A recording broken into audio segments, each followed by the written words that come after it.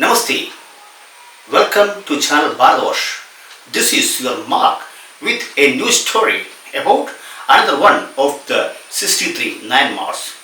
You know that Shiva, who does not manifest his extreme nature, is a Shanta Swarupa Shiva. There are 5 different faces of Shiva like Ghoram, Tatpurusham, Vamadevam, etc. Today's narration is upon the Shanta Swarupa of Lord Shiva. We will know how he was easily and immensely pleased by the unique worship of an innocent devotee. The intensity and purity of this devotee pleases him so much that, like a father to his son, Lord Shiva guides him to Kailas for ultimate liberation.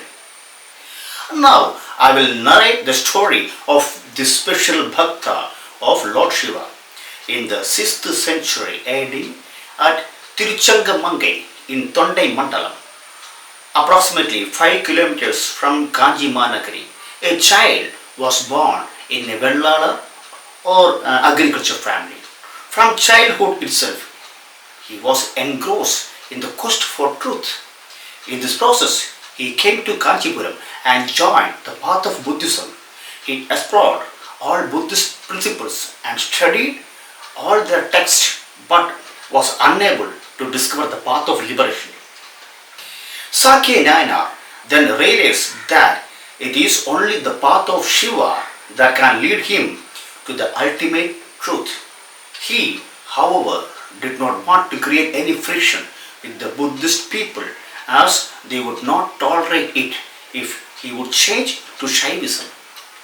Both Buddhism and Jainism preach ahimsa, that is non-violence principle, but when it comes to religion, they are intolerant about other religions.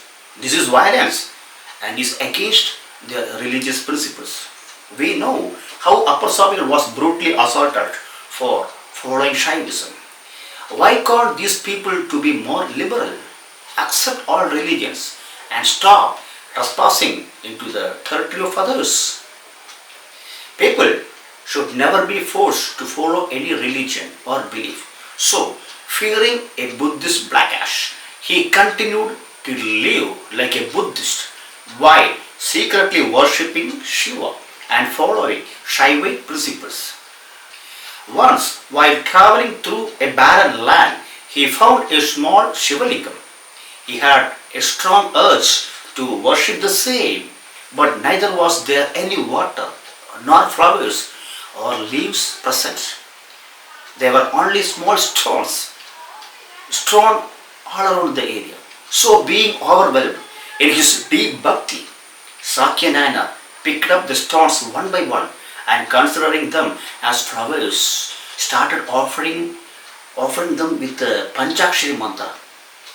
Just imagine what would have happened if someone did this in today's world.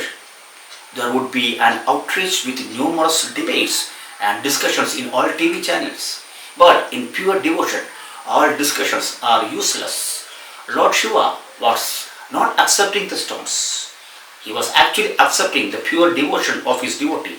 It is not the external action, but the pure and intense feelings of the devotee's heart that matters to the Lord.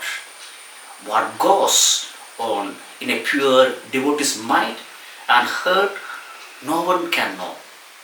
Not even the mother knows. This is the biggest secret in the world. What his attitude is, what his feelings towards his God are, only a devotee will know himself. According to social norms, water, flowers, milk, curd, honey, etc. are essential for worshipping or for the Abhisheka for Lord Shiva. But when none of them are available, a pure devotee like Saakiya Nayanar is able to worship the Lord even with stones. The Lord is devoid of any rigidity or fanaticism. He therefore happily accepted Saakiya Nayanar's worship of stones. He considered Saakiya Nayanar as his little son and enjoyed his worships of stones. One day, Saakiya Nayanar forgot his stone worship to Lord Shiva and sat for his wood. He suddenly realized that he had forgotten his daily worship, the worship of stones. He was struck with sadness. He rushed to the Shivalingam and started his worship. Pleased by this devotion, Lord Shiva arrived in front of him with Ma Uma Devi and Nandi. Shiva and Uma Devi were pleased with the pure bhakti of Saakiya Nayanar, who loved behind his food to worship his Lord. Immensely happy with the devotion of the little son, Lord Shiva and Uma Devi led Saakiya Nayanar to Kailash and bestowed upon him ultimate liberation. In Tamil, Saakiya means Buddhism.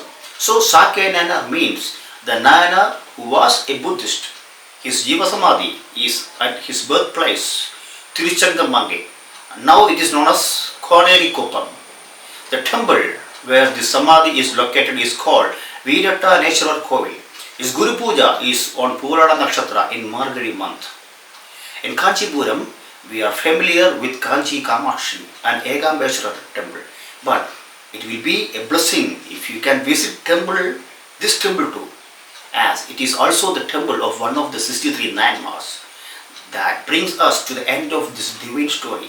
The bhakti and purity of these devotees are incomparable. Each one of the Nayanars are great in their own way. I will come back with more stories about them. Till then, goodbye.